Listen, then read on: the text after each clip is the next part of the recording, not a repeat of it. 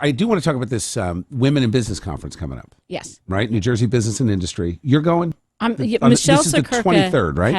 has set up a fabulous day for women in business. Now, and she knows, she and I have both had this conversation. I wish we didn't have to talk about women in business, but we have to because, there are more people named John in Fortune 500 companies, running Fortune 500 companies. Really? There's more people named John What than an there interesting are stat. than there are women running Fortune 500 How many companies. bills? Maybe, maybe that's a problem, I didn't count too. bills. But it's my point is there's just nobody in the C-suite. And so we need to encourage that.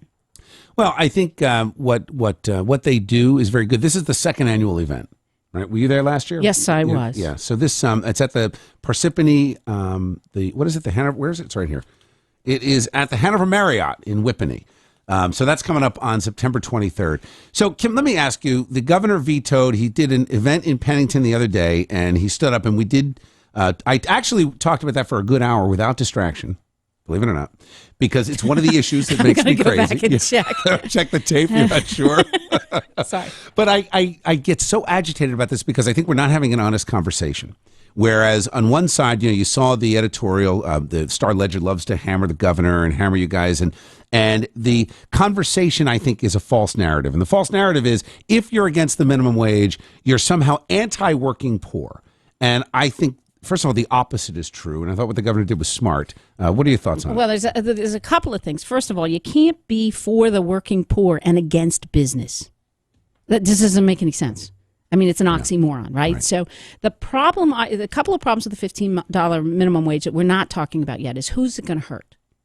It's going to hurt the small business person who's going to hire that high school kid to get his first job, to learn how to come to work, learn how to dress to go to work, learn how to work at work, and then learn how to act like an adult. So the $15 minimum wage is going to get rid of that teenager. He's not going to get hired. We have people calling all day saying just that there's no way I'm going to risk it. 16, 17, I'm not hiring. My first job was in a restaurant, waiting tables. I worked for tips. Right. And that's how I learned how to come to work, keep a schedule, manage a bank account, write a check. I don't think people write checks anymore. But they do, once in a while. It's things like that. So that's not the only problem.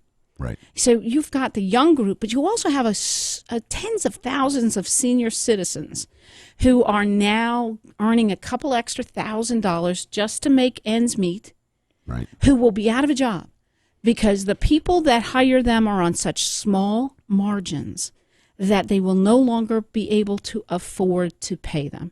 And that's the sad part of the story. Why are we not talking about the people that this bill is supposed to be helping?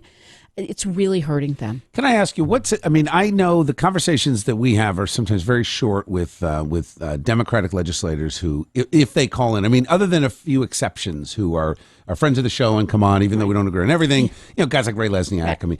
They have sense of humor. They have a sense of humor, exactly. And you can have an actual conversation with them.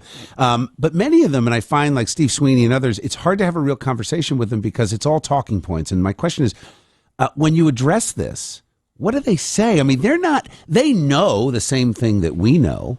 They have to do what I've been doing for the last 7 years. You have to go out and talk to these people. Yeah. You have to sit down with a woman who's in a bakery with one other employee, or like I was 2 weeks ago, we were doing some get outside thing. We happened to stop in an ice cream store. Don't go to the food, Bill. Don't go to the food. All right, hold on. Wait. I need a minute. I need a minute because I'm not thinking about the picture. Stop. I'm sorry. So Scrapple ice cream. behind the counter were 4 college kids. Yeah. And I asked the owner whether she would be able to keep all 4 of those college kids, and I tape recorded it at the time. Yeah. The answer was no. Their margin is so small that she will end up having to do all the work those 4 college kids were doing to pay for books. I went from the owner, she said no. I went to the college kids and said, what do you do with this money over the summer? And they said, I put it away and I use it to buy my books for school, high school or college. And people need to start talking to the real people. Yeah. They need to get out of Trenton and and forget the talking points. It seems to me that some of these Democrats have taken a page from Illinois. You know, and are just doing whatever's good for Illinois. And all I ask you to do is, if you're a legislator, look at what's going on in Illinois. Yeah. and see how well that's working out. Right. The NFIB, which is the National Federation of Independent Business Owners, these are little small businesses, said that this bill will result in the loss of 70,000 jobs. 70,000 jobs. Yeah. In a state where the biggest issue is trying to create revenue, is trying to create opportunities, trying to get people to dig in. Out of, we had the largest private sector job growth in June that we'd seen since 1996. Now we're going to take a step backwards. And this type of attitude doesn't just hurt the person who's paying $15 minimum wage. Right. I meet with a lot of businesses that don't have a $15 minimum wage. They pay a lot more money. Right. But it scares them.